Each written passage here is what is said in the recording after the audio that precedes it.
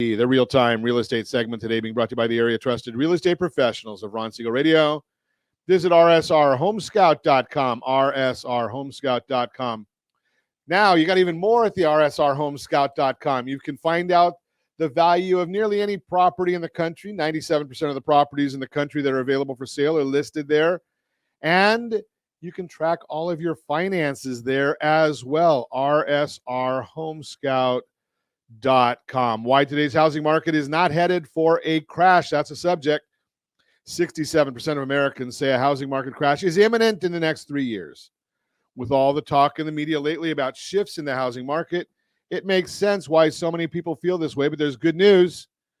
Current data shows today's market is nothing like it was before the housing crash in 2008. Back then, mortgage standards were less strict.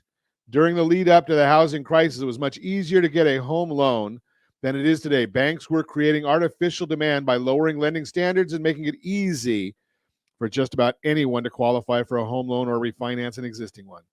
As a result, lending institutions took on much greater risk in both the person and the mortgage products offered. That led to mass defaults, foreclosures, and falling prices. Today, things are different, and purchasers face much higher standards from mortgage companies. If you're watching us on RonSiegelRadio.tv, any of our socials, or the ABC News and Talk AM 1490 video feed, you're going to be seeing a chart the Mortgage Bankers Association gives us to help tell this story. In this index, the higher the number, the easier it is to get a mortgage. The lower the number, the harder it is to get that mortgage. So you can see in there, if you go back to the housing bubble in June 2006, the number was 868. Again, it's just an index, so don't worry about what that means. It's the index. It's all based on the index. Now it's 103. That's about 90% lower, 85% lower than where it was. Just shows how different things are today to the spike in credit availability leading up to the crash. Tighter lending standards have helped prevent a situation that could lead to a wave of foreclosures like the last time. Foreclosure volume has declined a lot since the crash. Another difference is the number of homeowners that were facing foreclosure when the housing bubble burst. Foreclosure activity has been lower since the crash, largely because of buyers today are more qualified and less likely to default on their loans.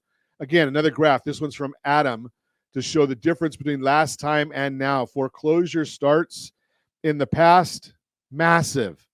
Now, they're really minimal when you think about it. They were a little lower during the COVID time because there was a ban on foreclosures through the government-sponsored entities.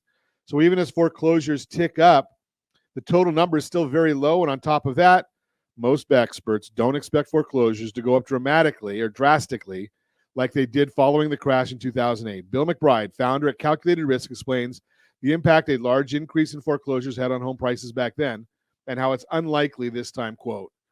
The bottom line is there will be an increase in foreclosures over the next year from record level lows, but there will not be a huge wave of distressed sales as happened following the housing bubble. The distressed sales during the housing burst led to cascading price declines, and that will not happen this time. There is a short supply of homes today as well. Historic context. There were too many homes for sale during the housing crash, many of which were short sales and foreclosures, and that caused prices to fall dramatically. Supply has increased since the start of this year, but there's still a shortage of inventory available overall, primarily due to years of underbuilding homes. Again, another graph shows the National Association of Realtors to show how the month's supply of homes available now compares to the crash. Today, unsold inventory sits at just 2.7 months supply at the current sales pace, which is significantly lower than last time. And I will share with you, if we took out the houses that are showing as available but already under contract, that would be even lower. Bottom line, if recent headlines have you worried we've headed for another housing crash, the data should help ease those fears. If you want to talk about this on your individual situation, give me a call at 800-306-1990, 800-306-1990. Be more than happy to share that with you. And if you have any friends, family, or coworkers looking to buy, sell, or borrow on real estate, have them give me a call at 800-306-1990. Happy to chat with them. That is the Real-Time Real Estate segment brought to you by the area trusted real estate professionals of Ron Siegel Radio. Visit rsrhomescout.com, rsrhomescout.com.